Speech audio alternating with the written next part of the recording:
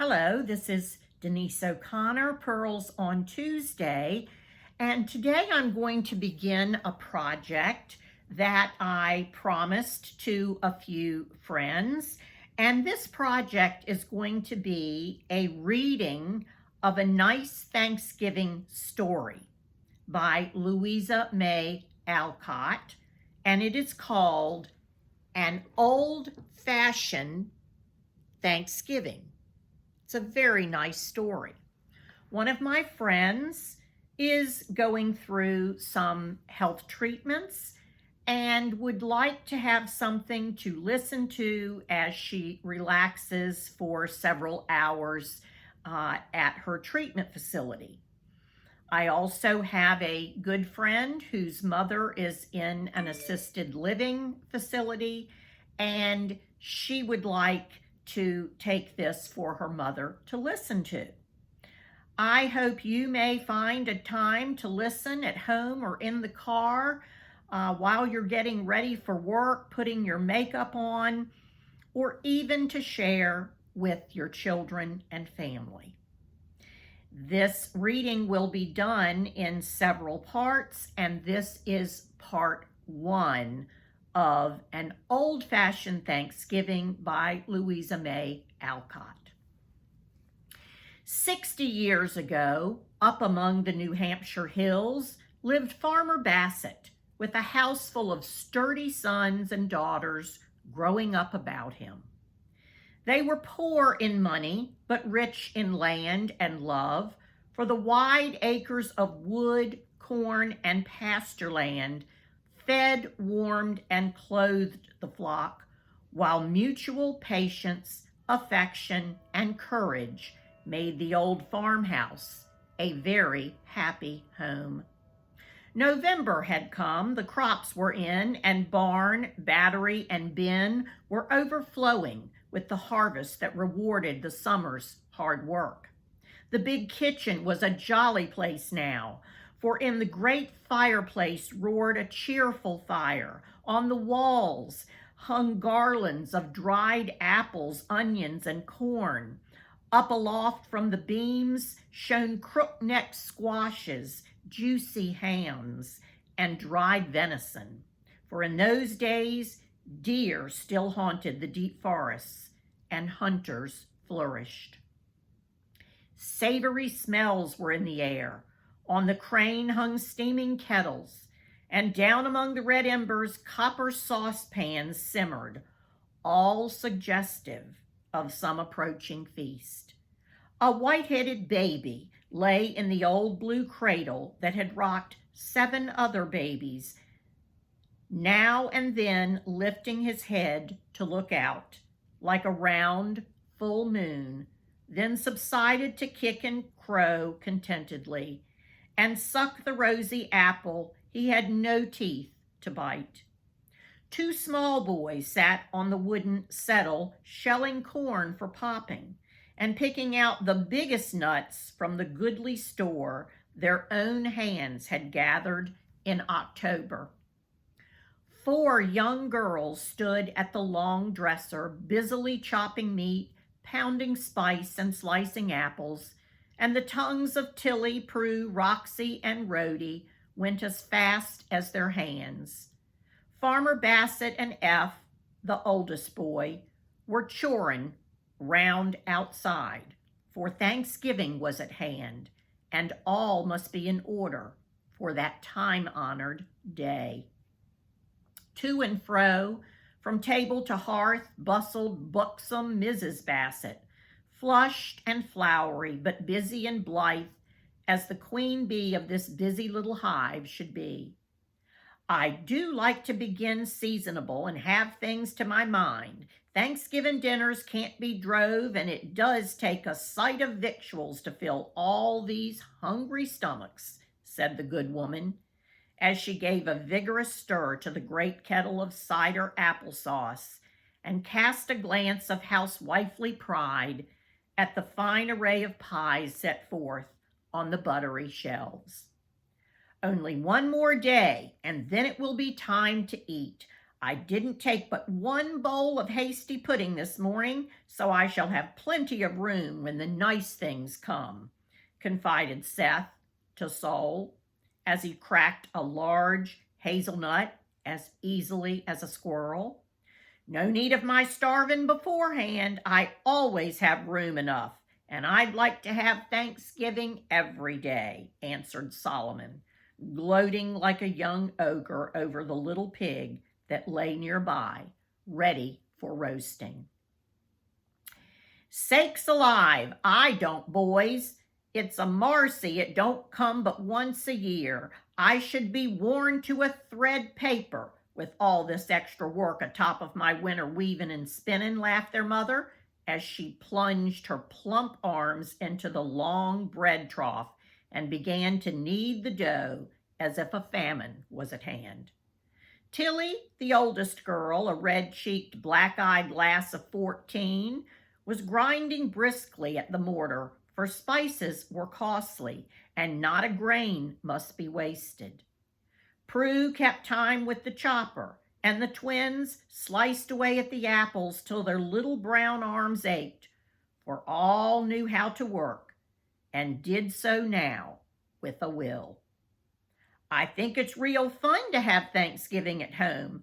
I'm sorry Grandma is sick, so we can't go there as usual, but I like to mess round here, don't you girls?" asked Tilly, pausing to take a sniff at the spicy pestle. "It will be kind of lonesome with only our own folks. I like to see all the cousins and aunts and have games and sing," cried the twins, who were regular little romps and could run, swim, coast, and shout as well as their brothers. "I don't care a mite for all that. It will be so nice to eat dinner together, warm and comfortable at home," said quiet Prue, who loved her own cozy nooks like a cat. "Come, girls, fly round and get your chores done so we can clear away for dinner just as soon as I clap my bread into the oven," called Mrs. Bassett presently, as she rounded off the last loaf of brown bread, which was to feed the hungry mouths that seldom tasted any other. "Here's a man coming up the hill lively. Guess it's Gad Hopkins. Pa told him to bring a dozen oranges if they weren't too high," shouted Sol and Seth, running to the door, while the girls smacked their lips at the thought of this rare treat, and Baby threw his apple overboard as if getting ready for a new cargo. But all were doomed to disappointment, for it was not Gad with the much-desired fruit. It was a stranger who threw himself off his horse and hurried up to Mr. Bassett in the yard with some brief message that made the farmer drop his axe and look so sober that his wife guessed at once some bad news had come. And crying, "Mother's wuss, I know she is," out ran the good woman, forgetful of the flour on her arms and the oven waiting for its most important batch. The man said old Mr. Chadwick, down to Keene, stopped him as he passed and told him to tell Mrs. Bassett her mother was failing fast, and she'd better come today. He knew no more, and having delivered his errand, he rode away, saying it looked like snow, and he must be jogging or he wouldn't get home till night. "We must go right off, Eldad. Hitch up, and I'll be ready in less than no time," said Mrs. Bassett, wasting not a minute in tears and lamentations, but pulling off her apron as she went in, with her mind in a sad jumble of bread, anxiety, turkey, sorrow, haste, and cider applesauce. A few words told the story, and the children left their work to help her get ready, mingling their grief for Grandma with regrets for the lost dinner. "I'm dreadful sorry, dears, but it can't be helped. I couldn't cook nor eat no way now, and if that blessed woman gets better sudden, as she has before, we'll have cause for Thanksgiving, and I'll give you a dinner you won't forget in a hurry," said Mrs. Bassett, as she tied on her brown silk pumpkin hood with a sob for the good old mother who had made it for her. Not a child complained after that, but ran about helping fully, bringing moccasins, heating the footstone, and getting ready for a long drive because Grandma lived 20 miles away and there was no railroads in those parts to whisk people to and fro like magic. By the time the old yellow sleigh was at the door, the bread was in the oven, and Mrs. Bassett was waiting with her camlet cloak on and the baby done up like a small bale of blankets. Now, F, you must look after the cattle like a man and keep up the fires, for there's a storm brewing, and neither the children nor dumb critters must suffer, said Mr. Bassett, as he turned up the collar of his rough coat and put on his blue mittens, while the old mare shook her bells as if she preferred a trip to Keene to hauling wood all day. Tilly, put extra comfortables on the beds tonight. The wind is so searching up chamber. Have the baked beans and Injun pudding for dinner, and whatever you do, don't let the boys get at the mince pies, or you'll have them down sick. I shall come back the minute I can leave Mother. Pa will come tomorrow. Anyway, so keep snug and be good. I depend on you, my daughter. Use your judgment and don't let nothing happen while Mother's away. Yes'm, goodbye, goodbye, called the children as Mrs. Bassett was packed into the sleigh and driven away, leaving a stream of directions behind her. F, the 16-year-old boy, immediately put on his biggest boots, assumed a sober, responsible manner, and surveyed his little responsibilities with a parental air, drolly like his father's. Tilly tied on her mother's bunch of keys, rolled up the sleeves of her homespun gown, and began to order about the younger girls. They soon forgot poor Granny and found it great fun to keep house all alone, for Mother seldom left home, but ruled her family in the good old-fashioned way. There were no servants, for the little daughters were Mrs. Bassett's only maids, and the stout boys helped their father, all working happily together with no wages but love. Learning in the best manner the use of the heads and hands with which they were to make their own way in the world. The few flakes that caused the farmer to predict bad weather soon increased to a regular snowstorm with gusts of wind, for up among the hills winter came early and lingered long. But the children were busy, gay, and warm indoors and never minded the rising gale nor the whirling white storm outside. Tilly got them a good dinner, and when it was over, the two elder girls went to their spinning, for in the kitchen stood the big and little wheels and baskets of wool rolls, ready to be twisted into yarn for the winter's knitting, and each day brought its stint of work to the daughters, who hoped to be as thrifty as their mother. F kept up a glorious fire and superintended the small boys who popped corn and whittled boats on the hearth, while Roxy and Rhodey dressed corncob dolls in the settle corner, and Bossy, the bridled mastiff, lay on the braided mat, luxuriously warming his old legs.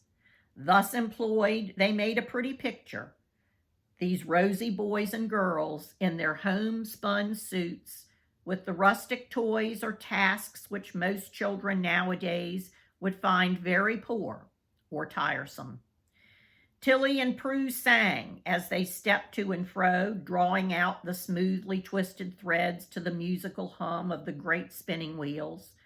The little girls chattered like magpies over their dolls and the new bedspread they were planning to make, all white dimity stars on a blue calico ground, as a Christmas present to Ma. The boys roared at F's jokes and had rough and tumble games over Bossy, who didn't mind them in the least, and so the afternoon wore pleasantly away. At sunset, the boys went out to feed the cattle, bring in heaps of wood, and lock up for the night. as the lonely farmhouse seldom had visitors after dark. The girls got the simple supper of brown bread and milk, baked apples, and a donut, all round as a treat. Then they sat before the fire, the sisters knitting, the brothers with books or games, for F loved reading, and Sol and Seth never failed to play a few games of Morris with barleycorns on the little board they had made themselves at one corner of the dresser. "Read out a piece," said Tilly from Mother's chair, where she sat in state, finishing off the 6th woolen sock she had knit that month. "It's the old history book, but here's a bit you may like, since it's about our folks," answered F, turning the yellow page to look at a picture of 2 quaintly dressed children in some ancient castle. "Yes, read that. I always like to hear about the Lady Matilde I was named for, and Lord Bassett, Pa's great-great-great-grandpa. He's only a farmer now, but it's nice to know that we were somebody 200 or 300 years ago," said Tilly, bridling and tossing her curly head as she fancied the Lady Matilda might have done. "Don't read the queer words, 'cause we don't understand 'em. Tell it," commanded Roxy from the cradle, where she was drowsily cuddled with Rhodey. "Well, a long time ago, when Charles I was in prison, Lord Bassett was a true friend to him," began F, plugging into his story without delay. "The Lord had some papers that would have hung a lot of people if the king's enemies got hold of them. So when he heard one day, all of a sudden, that soldiers were at the castle gate to carry him off, he had just time to call his girl to him and say, 'I may be going to my death, but I won't betray my master. There is no time to burn the papers, and I cannot take them with me. They are hidden in the old leather chair where I sit. No one knows this but you, and you must guard them till I come or send you a safe messenger to take them away. Promise me to be brave and silent, and I can go without fear.' You see, he wasn't afraid to die, but he was to seem a traitor. Lady Matilde promised solemnly, and the words were hardly out of her mouth when the men came in, and her father was carried away a prisoner and sent off to the Tower. But she didn't cry. She just called her brother and sat down in that chair with her head leaning back on those papers like a queen, and waited while the soldiers hunted the house for 'em. Wasn't that a smart girl?" cried Tilly, beaming with pride, for she was named for this ancestress and knew the story by heart. "I reckon she was scared, though, when the men came swearing in and asked her if she knew anything about it. The boy did his part then, for he didn't know, and fired up and stood before his sister, and he says he, as bold as a lion, 'If my lord had told us where the papers be, we would die before we would betray him. But we are children and know nothing, and it is cowardly of you to try to fright us with oaths and drawn swords.'" As F quoted from the book, Seth planted himself before Tilly with the long poker in his hand, saying, as he flourished it valiantly, "Why didn't the boy take his father's sword and lay him out? I would, if anyone was harsh to Tilly." "You bantam. He was only a bit of a boy and couldn't do anything. Sit down and hear the rest of it," commanded Tilly, with a pat on the yellow head, and a private resolve that Seth should have the largest piece of pie at dinner next day, as reward for his chivalry. Well, the men went off after turning the castle out of window, but they said they should come again. So faithful Matilde was full of trouble and hardly dared to leave the room where the chair stood. All day she sat there, and at night her sleep was so full of fear about it that she often got up and went to see that all was safe. The servants thought the fright had hurt her wits and let her be, but Rupert, the boy, stood by her and never was afraid of her queer ways. She was a pious maid, the book says, and often spent the long evenings reading the Bible with her brother by her, all alone in the great room with no one to help her bear her secret and no good news of her father. At last, word came that the king was dead and his friends banished out of England. Then the poor children were in a sad plight, for they had no mother, and the servants all ran away, leaving only one faithful old man to help them. "But the father did come," cried Roxy eagerly. "You'll see," continued Eph, half telling, half reading. Matilda was sure he would, so she sat on in the big chair, guarding the papers, and no one could get her away till one day a man came with her father's ring and told her to give up the secret. She knew the ring, but would not tell until she had asked many questions, so as to be very sure, and while the man answered all about her father and the king, she looked at him sharply.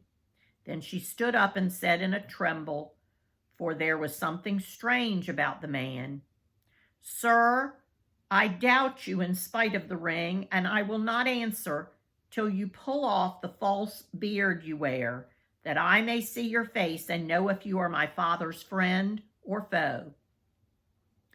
Off came the disguise, and Matilda found it was the Lord himself, come to take them with him out of England. He was very proud of that faithful girl, I guess, for the old chair still stands in the castle, and the name keeps in the family. Pa says, even over here, where some of the Bassets came along with the Pilgrims. Our Tilly would have been as brave, I know, and she looks like the old picture down at Grandma's, don't she, Eph?" cried Prue, who admired her bold, bright sister very much.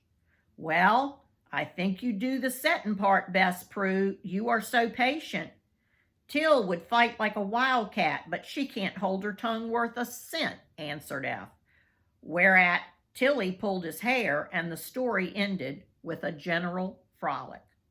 When the moon-faced clock behind the door struck 9, Tilly tucked up the children under the extra comfortables, and having kissed them all around as mother did, crept into her own nest, never minding the little drifts of snow that sifted in upon her coverlet between the shingles of the roof, nor the storm that raged without.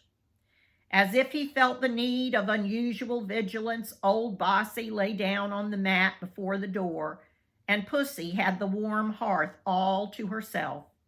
If any late wanderer had looked in at midnight, he would have seen the fire blazing up again, and in the cheerful glow the old cat blinking her yellow eyes as she sat bolt upright beside the spinning wheel, like some sort of household goblin guarding the children while they slept. When they woke, like early birds, it still snowed, but up the little Bassets jumped, broke the ice in their pitchers, and went down with cheeks glowing like winter apples after a brisk scrub, and scrambled into their clothes. Eph was off to the barn, and Tilly soon had a great kettle of mush ready, which, with milk warm from the cows, made a wholesome breakfast for the 7 hearty children. "Now about dinner," said the young housekeeper as the pewter spoons stopped clattering and the earthen bowls stood empty. "Ma said have what we liked, but she didn't expect us to have a real Thanksgiving dinner because she won't be here to cook it, and we don't know how," began Prue doubtfully. "I can roast a turkey and make a pudding as well as anybody, I guess. The pies are all ready, and if we can't boil vegetables and so on, we don't deserve any dinner," cried Tilly, burning to distinguish herself and bound to enjoy to the utmost her brief authority. "Yes, yes," cried all the boys. "Let's have a dinner anyway. Ma won't care, and the good victuals will spoil if they ain't eaten right up. Pa is coming tonight, so we won't have dinner till late. That will be real genteel and give us plenty of time," added Tilly, suddenly realizing, that the novelty of the task she had undertaken was large. "Did you ever roast a turkey?" asked Roxy with an air of deep interest. "Should you dare us to try?" said Rhodey in an awe-stricken tone. "You will see what I can do. Ma said I was to use my judgment about things, and I'm going to. All you children have got to do is keep out of the way and let Prue and me work. F, I wish you'd put a fire in the best room so the little ones can play in there. We shall want the settin' room for the table, and I won't have 'em picking round when we get things fixed," commanded Tilly, bound to make her short reign a brilliant one. "I don't know about that. Ma didn't tell us to," began cautious F, who felt that this invasion of the sacred best parlor was a daring step. "Don't we always do it Sundays and Thanksgivings? Wouldn't Ma wish the children kept safe and warm anyhow? Can I get up a nice dinner with 4 rascals under my feet all the time? Come. Now, if you want roast turkey and onions, plum pudding and mince pie, you'll have to do as I tell you and be lively about it." Tilly spoke with such spirit, and her last suggestion was so irresistible that F gave in and, laughing good-naturedly, tramped away to heat up the best room, devoutly hoping that nothing serious would happen to punish such audacity. The young folks delightedly trooped in to destroy the order of that prim apartment, with housekeeping under the black horsehair sofa, horseback riders on the arms of the best rocking chair, and an Indian war dance all over the well-waxed furniture. F, finding the society of the peaceful sheep and cows more to his mind than that of 2 excited sisters, lingered over his chores in the barn as long as possible, and left the girls in peace. I hope you enjoyed that first reading of An Old-Fashioned Thanksgiving by Louisa May Alcott. I will record part 2 in another time. Have a great day.